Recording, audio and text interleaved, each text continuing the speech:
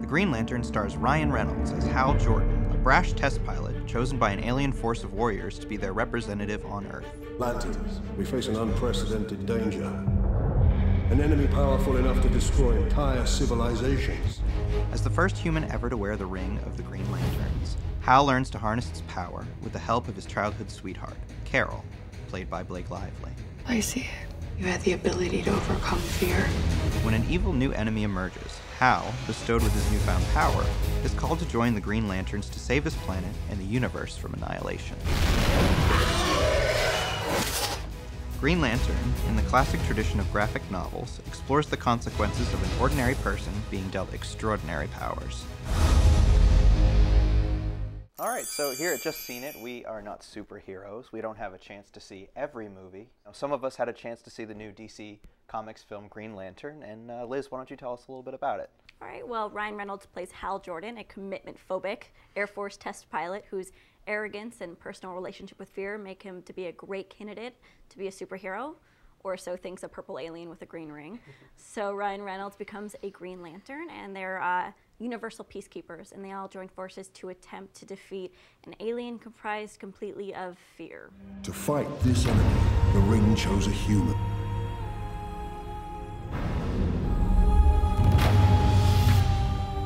Your name. Hal Jordan. The ring chose you. All right, so just to clarify this then. So Ryan Reynolds controls the green power, who's against Peter Sarsgaard, who's got a big basketball-sized tumor on his forehead, and controls the yellow power, who's waiting for a gray dude from space who's like Lord Voldemort, who's coming to kill us all. Is that right? I think so. Okay, because the movie doesn't make any goddamn sense. You know how in Iron Man they had the military-industrial complex thing, and they decided to recycle that here, but it's done in such a half-assed way. It's like it's been thought through with the power of a single butt cheek. The plot is so full of holes, has no regard to cause and effect or action. Right, the CGI suit for Ryan Reynolds makes him look like Kate Moss at depth of her coke habit. The romance is tepid. Ryan Reynolds is so serious, and I think this is the problem with the whole movie, is that it takes itself too seriously. It's all about truth and justice in the American way, and really, for me, the only way to make an action movie work in this day and age is a sense of humor, some irony, some levity, and the whole time, it's just so serious. Run!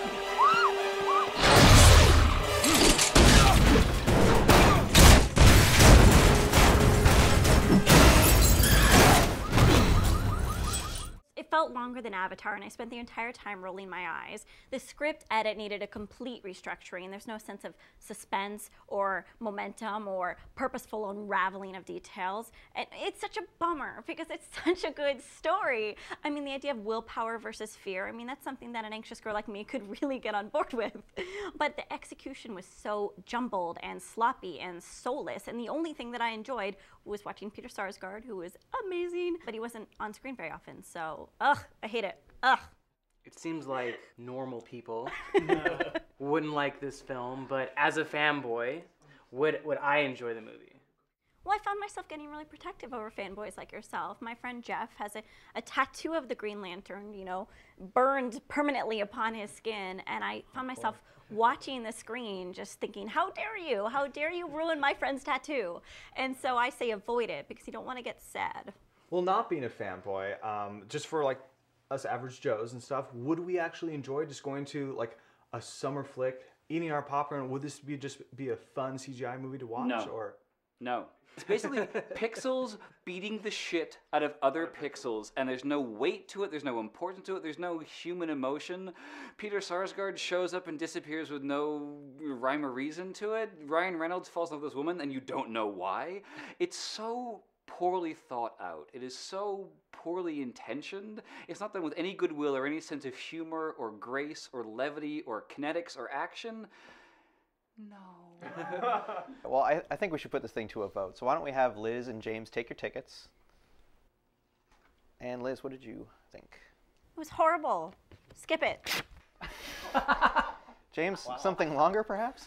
Don't let anybody see it, so we don't have another sequel, so we can get rid of this goddamn JLA, Justice League of America crap. Skip it. Damn. All right, well, I mean, that looks like 0 tickets for Green Lantern, so that's going to be a skip it. So I think we need a drink. Cheers. Cheers.